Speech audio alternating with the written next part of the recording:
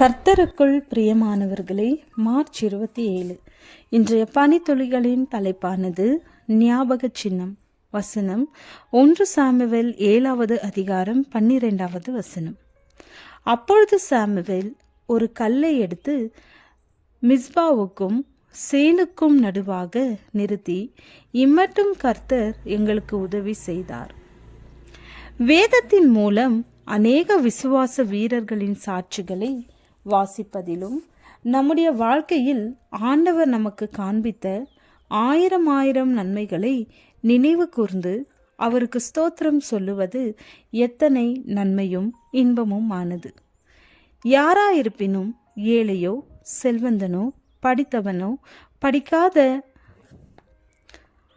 பாமரனோ, கர்த்தர் காண்பித்த தயவுகளை நினைப்பது எவ்வளவு ஆசீர்வாதமானது.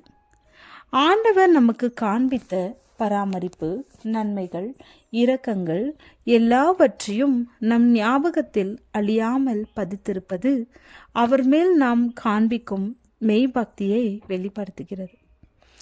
நம்முடைய தவிப்பின் நாட்களில் நாம் சத்ருவிடம் தோற்றுவிடாதபடி தம்முடைய அன்பையும் வாக்கு தத்தங்களையும் நிறைவேற்றுகிறார். அவருடைய வெளிப்பாடுகள் நம்மை விட்டு மங்கிவிடவோ குறைவுபடவோ விடவே மாட்டார். கர்த்தர் உங்களை தமக்கு ஜனமாக்கி கொள்ள பிரியமானபடியினால் கர்த்தர் தம்முடைய மகத்துவமான நாமத்து நிமித்தம் தமது ஜனங்களை கைவிட மாட்டார். இஸ்ரவேலர் எகிப்தை விட்டு வெளியே வந்த பின் அவர்களுக்கு விரோதமாய் வந்த சத்துருக்களை எவ்வாறு முறிய அடித்தார்கள் என்பதை ஞாபகமாக ஒரு புத்தகத்தில் எழுதி வைக்குமாறு மோசேக்கும் யோசுவாவிற்கும் தேவன் கட்டளையிட்டார். அதே போல இஸ்ரவேலர் பெலிஸ்தரை மேற்கொண்ட போது சாமுவேல் தீர்க்கன் ஒரு ஞாபக தூணை நிறுத்தி அதற்கு எபினேசர் என்று பெயரிட்டான்.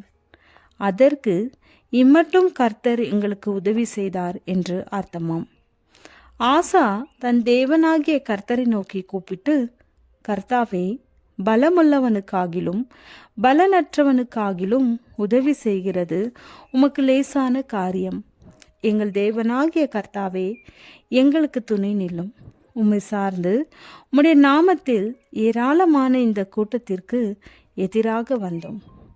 கர்த்தாவே, நீர் எங்கள் தேவன், மனுஷன் உம்மை மேற்கொள்ள விடாதேயும் என்றான்.